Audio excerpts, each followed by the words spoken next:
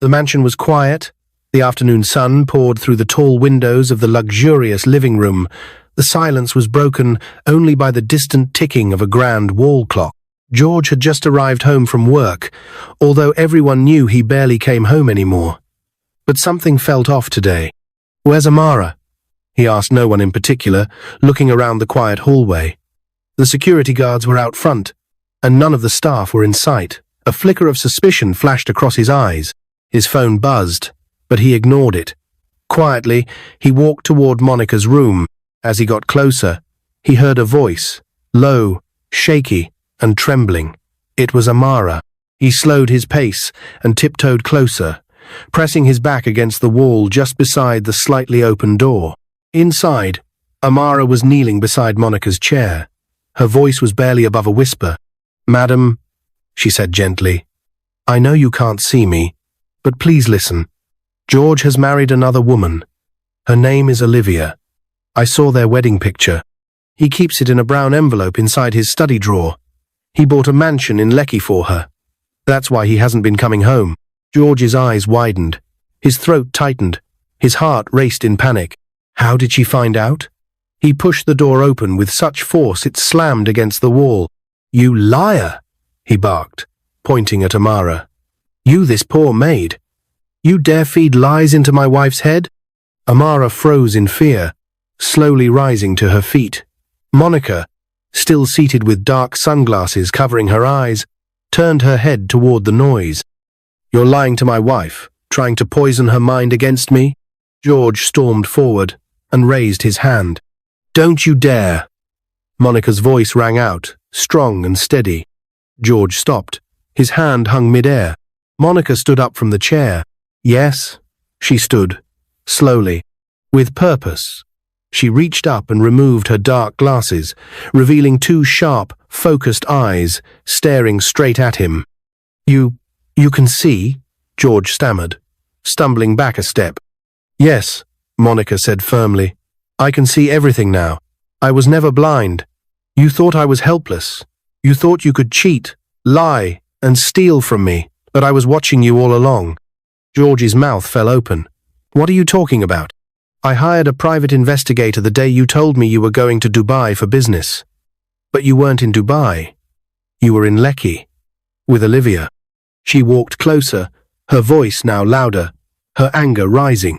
"You withdrew $1 million from the company. You bought a mansion. You faked documents to transfer my father's company into your name.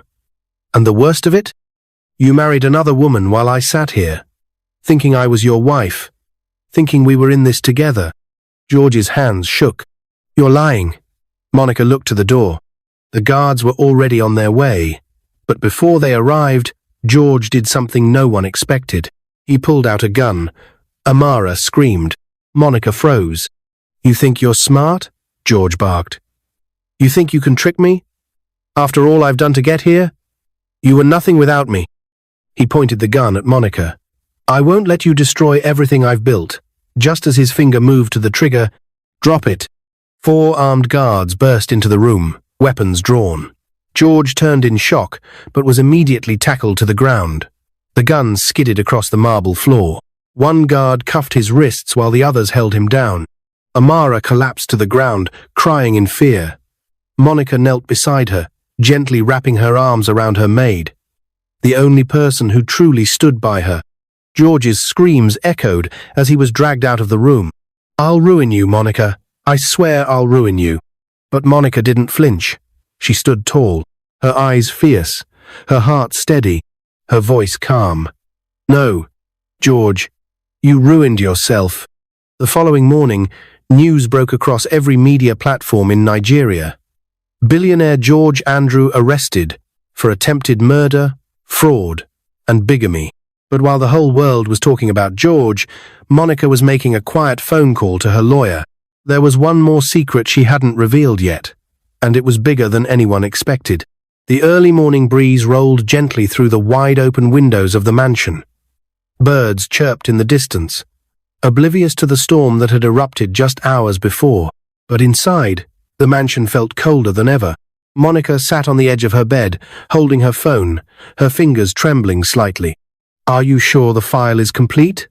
she asked, her voice low but urgent. "Yes, ma'am," came the voice on the other end.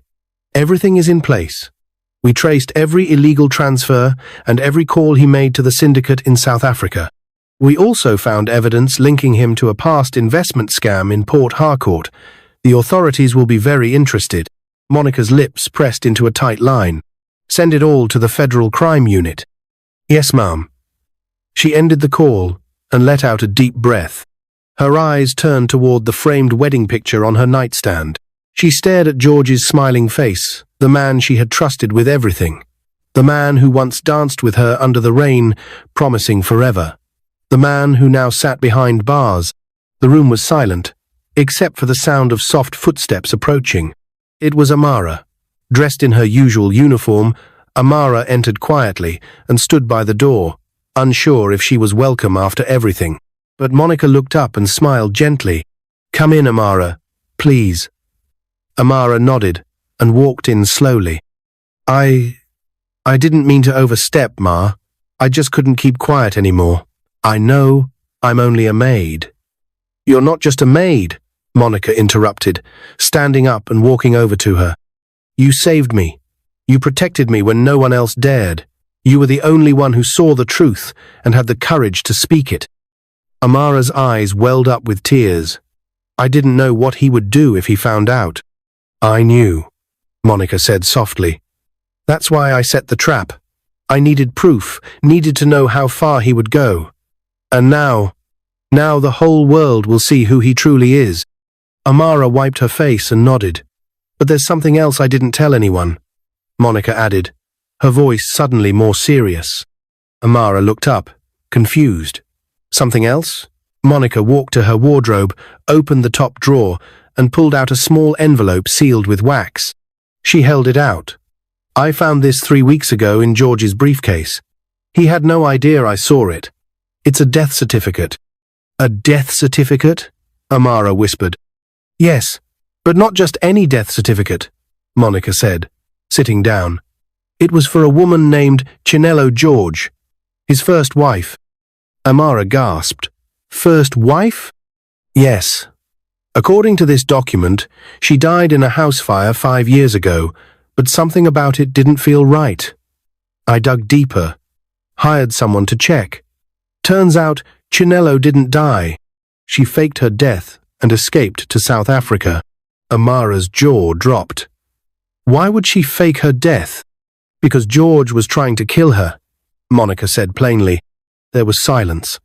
Amara sat down slowly, trying to process everything. Monica continued. "He used the same method with her. Took over her family's logistics company after their marriage. Then tried to stage a fire. She escaped, went underground. She's the one who reached out to the private investigator I hired. She's the reason I started looking deeper into George." Tears rolled down Amara's cheeks. How? How can someone be so wicked?" Monica looked at her with tired eyes. "Because some people aren't just after money. They're after control and power. George saw me as his ladder to the top, and when I fell, he thought I was useless." There was a long pause. Finally, Monica stood up. "But I'm not useless, and I'm not alone. Not anymore." She walked over and gently held Amara's hands. "I've decided to shut down the Lekki mansion. It was bought with stolen money. And as for Olivia, she's already gone." Amara looked surprised. "Gone?" "Yes. The moment the arrest was announced, she disappeared. Took a private jet to Ghana the next morning. Left George behind without looking back. She was never truly with him. Just another opportunist like him." They both sat silently, letting the weight of everything settle. Then Amara asked, "What happens now?" Monica gave a small smile. Now we rebuild." Later that day, the courtroom was packed. Journalists, legal clerks, and family members all filled the gallery as George was brought in wearing a beige prison uniform, hands cuffed behind his back. He looked nothing like the confident, sharp-dressed man who once strutted through boardrooms like a king. His beard was untrimmed, eyes sunken, and his shoulders hunched. Monica entered the courtroom dressed in a flowing blue gown, her hair neatly tied. By her side was Amara, dressed respectfully, but proudly. Everyone turned to look at her. Cameras flashed. She didn't flinch. She took her seat at the front, facing the man who betrayed her. The judge entered. All rise. And then it began. One by one, the charges were read out. Attempted murder, marital fraud, financial embezzlement, bigamy, forgery and falsification of company documents. George pleaded not guilty to every single one, but it didn't matter. The evidence was overwhelming. Bank records, emails, photos, recorded calls, even a testimony from a former staff member who admitted he was paid to help cover up the document transfers. And then, they brought out the last witness, a tall woman wearing a white headscarf and dark glasses. She removed her glasses. It was Chinello George. Gasps echoed through the courtroom. George's mouth fell open. "Chinello?" he whispered. The judge banged his gavel. "Order!" Chinello stepped forward, her voice strong. "This man tried to burn me alive. He left me for dead, and when I survived, he erased me from the world. But I'm here now, and I'm not afraid anymore." It was the final nail in the coffin. The judge looked over the room. Then he gave the verdict. George Andrew is hereby sentenced to 20 years in federal prison, without the option of bail or fine. All stolen assets are to be returned to Donald Group of Companies. The Leckie mansion is to be seized by the state. George didn't cry. He didn't scream. He just sat down slowly, broken. His empire had crumbled. His lies were over. And as he was led out in handcuffs, he looked back only once, at Monica. But Monica didn't blink, simply whispered to herself, "Justice." It had been 3 weeks since the court verdict. Monica stood on the balcony of her mansion, watching the Lagos skyline shimmer in the late afternoon sun. The breeze carried the distant sound of traffic, birds, and a city that never truly rested. But today, Monica felt peace. Behind her, Amara stepped out quietly, holding a tray with 2 cups of fresh Zobo. "You still like it chilled, Ma?" she asked, smiling. Monica turned with a grin. "You already know the answer to that." They both laughed, a genuine, easy laugh that hadn't been heard in that house in months. Monica took a sip and motioned for Amara to sit beside her. "You know, I've been thinking," Monica said, turning serious. "You never told me your full story. Why you stayed, why you risked everything to protect me, even when George could have harmed you." Amara's smile faded a bit. She looked out at the horizon, her fingers curled around the glass. "I stayed because I know what it feels like to be used and discarded." Monica looked at her gently. "Tell me." Amara breathed deeply before she spoke. "I was 19 when my father died. My mother had already passed. I was left alone with my little brother. No money, no house. We slept under a bridge in Ketu for almost 6 months. One day, a woman offered to take me in. She promised to help me find work." Monica's brows furrowed. "What happened?" "She turned out to be a trafficker. She sold me to a man in Abuja who wanted a house girl. He beat me, starved me, called me names. I ran away in the middle of the night." Monica reached out and held her hand tightly. "I'm so sorry, Amara." "It's okay," Amara said, her voice stronger now. "I eventually found my way to a church shelter, and someone there helped me apply for a job here.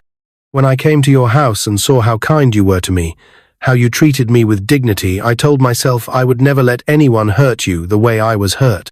Monica blinked away tears. "You're more than a maid. You're family."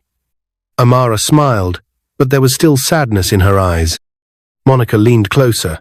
"That's why I've made a decision." She stood and walked back inside the house. Amara followed curiously. Monica picked up a brown envelope from the coffee table and handed it to her. Amara opened it slowly, her hands trembling. Inside was a set of legal documents and a key. "What is this?" "It's a fully registered business license," Monica said, her voice warm. "You now own a new supermarket in Ikeja. It's stocked, staffed, ready. You're not just a maid anymore, Amara. You're a business owner." Amara gasped. "Madam, Monica, I don't even know what to say." "Say yes," Monica smiled. "Say you're ready to start again." Tears fell freely down Amara's cheeks. "I don't deserve this. You deserve even more," Monica said, embracing her. "You saved my life." A few months later, the grand opening of Amara's Mart was a lively event. Children danced to loud Afrobeats outside. The ribbon-cutting ceremony was attended by local business owners, neighbors, and even some media outlets curious about the story of the maid who became a businesswoman. Amara stood in front of the glass doors, looking stunning in a purple lace dress, her natural hair styled in a bun. She was glowing. Monica arrived just in time, dressed in a peach jumpsuit, looking effortlessly elegant. Cameras clicked. Whispers filled the crowd. "That's Monica Donald, the CEO. She came all the way for her Maid supermarket? She's different. She's not like the rest." Monica smiled and walked to Amara, holding out a pair of golden scissors. "Ready?" she asked. Amara nodded, eyes shining. They cut the ribbon together. Applause erupted. Inside, the shelves were lined with goods rice, milk, soaps, cereals. A mini bakery section filled the air with the smell of freshly baked bread. The staff wore neat uniforms, with the Amara's Mart logo proudly displayed. The journey from a girl sleeping under a bridge to this. But the day wasn't over. As Monica and Amara shared a quiet moment in the manager's office, a knock came at the door. It was a tall, dark-skinned man in a grey blazer. "Hi. Sorry to interrupt. I'm Maxwell," he said with a shy smile. "I own the car spare parts shop next door." Amara raised her brows slightly, surprised. "I just wanted to say congratulations," he continued, handing her a bouquet of flowers. "I've seen you working here the past few weeks, and it's inspiring." Amara blushed. Monica smiled to herself and quietly stepped out to give them space.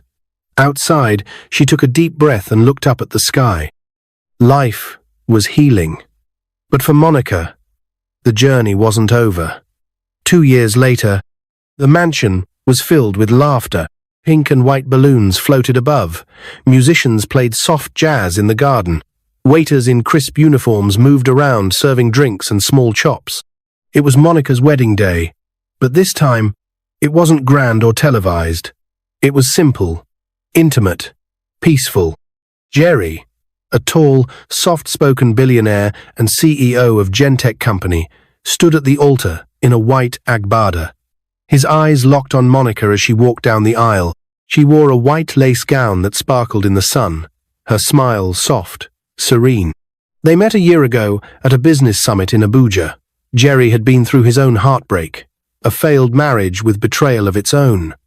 But through their pain, they found connection. Through friendship, they found love. As the pastor declared them husband and wife, cheers erupted. Amara was there through it all, celebrating and dancing with joy as Monica finally found genuine love. They chose peace over pomp, healing over history. 9 months later, they were blessed with twin daughters, Justina and Juliana. It was the first anniversary of the twins. During the event, the loudest squeals came from 2 little girls in matching gowns, running up and down. "Mommy!" one shouted. "Daddy!" the other echoed. Juliana and Justina, Monica and Jerry's twin daughters, already stealing hearts. In the front row, Amara sat beside her husband, Maxwell, rocking their 1-year-old son, Uche. She caught Monica's eyes and gave a small nod. They had come full circle, from pain to purpose, from betrayal to blessings. But deep in Monica's heart, she knew there was still one final piece of the puzzle left to complete. A letter, hidden in her father's old study. A letter that could change everything she thought she knew about the man who raised her, and the empire he left behind. She hadn't opened it yet, but she would. Soon. The rain poured gently that evening, tapping against the tall glass windows of Monica and Jerry's mansion in Ikoyi. The soft hum of the baby monitor echoed faintly from the nursery upstairs, where Juliana and Justina were fast asleep. Downstairs, the house was quiet, lit only by warm lamps and the golden flicker of the fireplace. Monica stood in her father's old study, holding a sealed envelope in her trembling hands. The room had barely changed since his passing mahogany shelves filled with oil and gas industry manuals, photographs of his travels, and the large wooden desk where Chief Donald Andrew built an empire. For 2 years, the letter had remained untouched. She had found it hidden behind a loose panel in the drawer while going through old files marked with his familiar handwriting and a single word on the front: Monica. Now, she was ready. She sat slowly, placed the envelope on the desk, and broke the seal. The crisp paper inside carried her father's scent cologne and old paper. Her eyes scanned the first few lines, her breath catching in her throat. My dearest Monica, if you are reading this, then I am no longer with you. And my prayer is that you are safe, strong, and surrounded by people who truly love you, not those who love your wealth. She blinked back tears and continued, I raised you the best way I knew how. You were my everything after your mother passed. But there are truths I never had the courage to share while alive, truths I hope you will understand now. Her heart pounded as she read on. The company was never fully mine. Monica's brows knitted. Years ago, before I became the CEO of Donald Group, I had a silent partner, a man who believed in my vision when I had nothing. He loaned me the capital to start the first oil rig. In return, we signed an agreement that 35% of the company would be untraceable, private, for his protection. She gasped softly. His name was Jeed Obasi, a close friend, a brilliant strategist. But he had enemies, rivals who wanted him ruined. So, he hid, and I promised to protect his identity. Monica placed the letter down for a moment, taking a deep breath. She had never heard that name before. She picked the letter up again. Before my death, Jide reached out. He had returned to Nigeria under a new identity. He was ready to reclaim his share not for himself, but for his son. Her hands trembled. His son is someone you already know. Her eyes widened. His son is Jerry. No, Monica whispered, covering her mouth. She scanned the rest of the letter quickly. Jerry was adopted by the Obasi family after Jide was forced into exile. He never told Jerry the truth to protect him. But now, my prayer is that, if you ever cross paths, you treat him with the respect his father once gave me. One day, the shares will return to him. Let it not divide you, but unite you both. I trust you, my daughter. Use wisdom, and remember, love is stronger than inheritance. She sat frozen, heart pounding in her chest. Jerry was the secret heir to 35% of the Donald Group. He didn't even know it. She looked at the last sentence, scribbled in shakier handwriting. If I had one regret, it's not telling you sooner. But if Jerry is anything like his father, you are in good hands. Your father? Chief Donald Andrew. Monica let out a long, shaky breath. Everything suddenly made sense. Jerry's sharp mind, his natural leadership, his passion for fair business.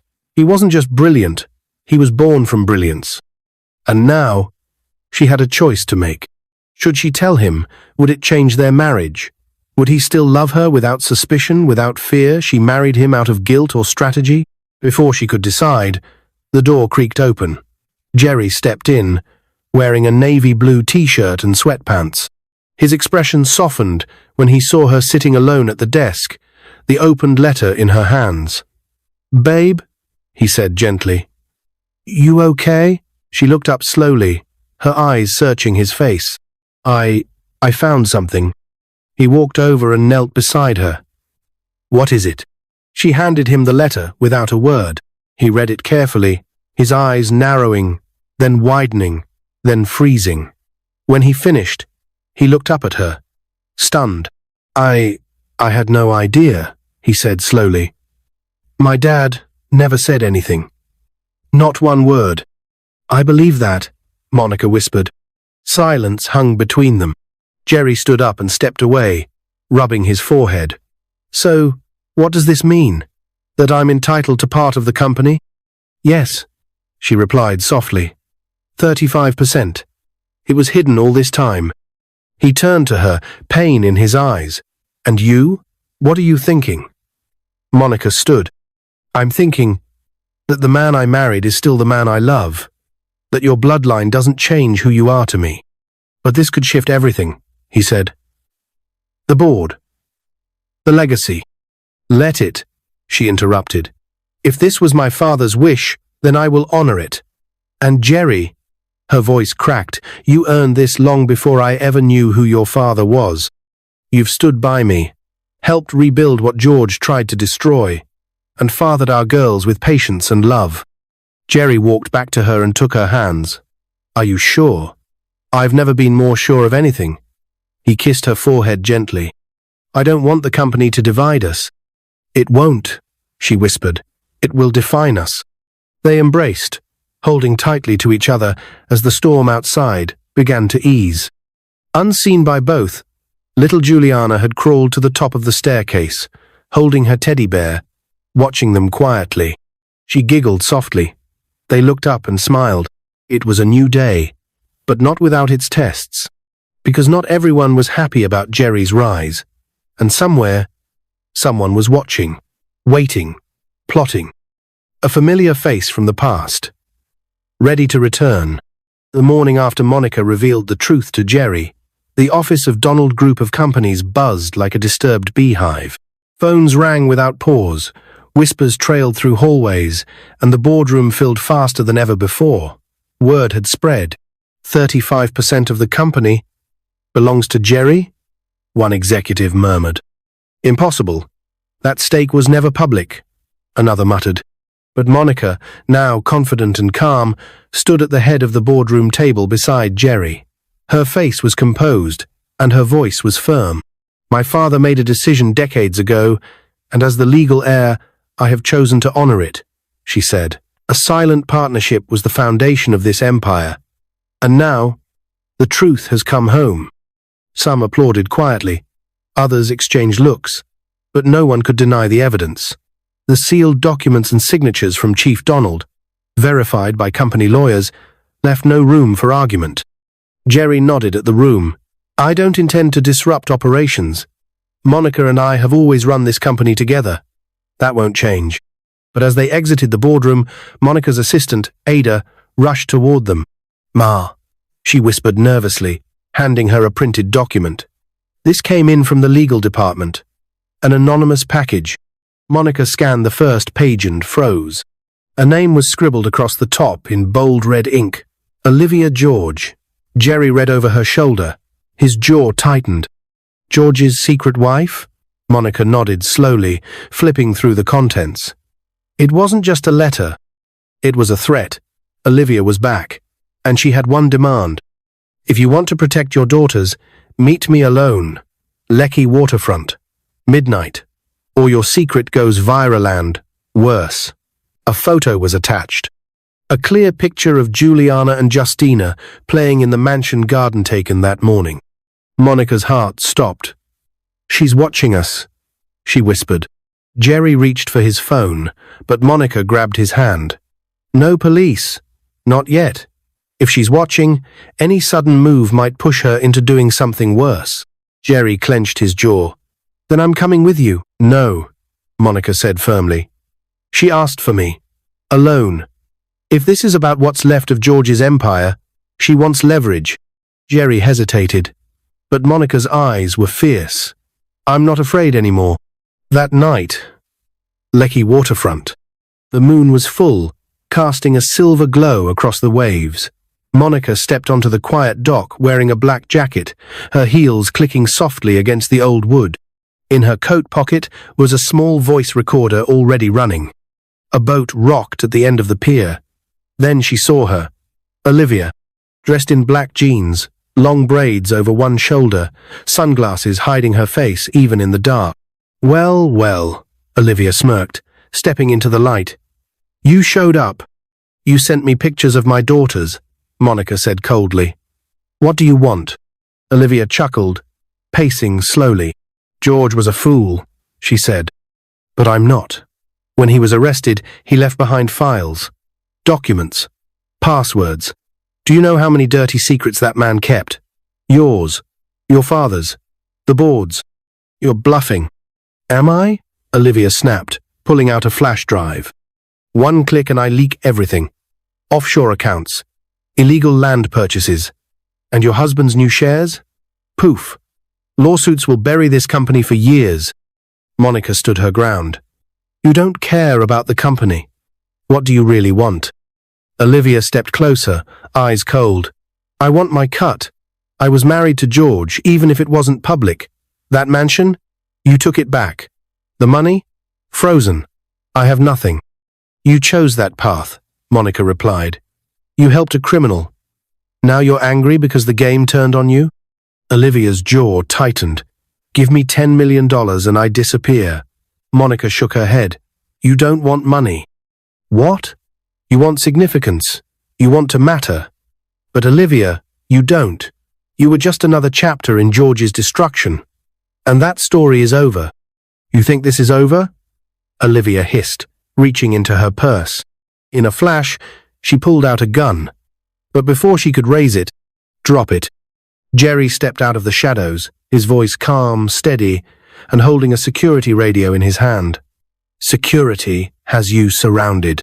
From the trees behind the dock, 2 armed guards emerged. Olivia panicked. She raised the gun toward Monica, screaming, I'll end it right now. A red dot appeared on her chest. Snipers, Jerry said. Final warning. Olivia dropped the gun, sobbing as the guards moved in and cuffed her. Monica exhaled deeply. The storm had passed. Again. 2 weeks later, Monica sat with Amara at the supermarket cafe, sipping coffee. She's been charged with extortion, armed threat, and conspiracy to commit harm, Monica said, stirring her drink. She'll face court next month. Amara nodded. She was never going to win. She didn't understand the difference between power and greed. Exactly. Monica smiled. But you know what I've learned, Amara. What? That evil always returns, but so does good. You and I? We're survivors. And now, we're builders. Amara smiled. Speaking of building, I have some news. Monica raised her eyebrows. Amara pulled out an envelope and placed it on the table. I'm opening a second store. Maxwell and I just secured the land in Ikeja. You inspired me. Monica's face lit up with joy. Amara, that's amazing. They embraced. Later that night, at home, Monica walked into the nursery. Jerry was on the floor, holding Juliana, while Justina gnawed on his ear. They both looked up and beamed. Mummy's here, Jerry said. Monica giggled and joined them, scooping up both girls into her lap. They were her peace, her miracle, her reason to keep going. Guess what? She said softly. We're stronger now. Not just rich, not just powerful, but united. Juliana gurgled. Justina giggled. Jerry kissed Monica's cheek, and together they sat, surrounded by laughter, knowing that no matter what shadows came back, they had already won. What is your view about this story? Where are you watching from? If you enjoyed this story, comment, share, and subscribe to our channel for more interesting stories.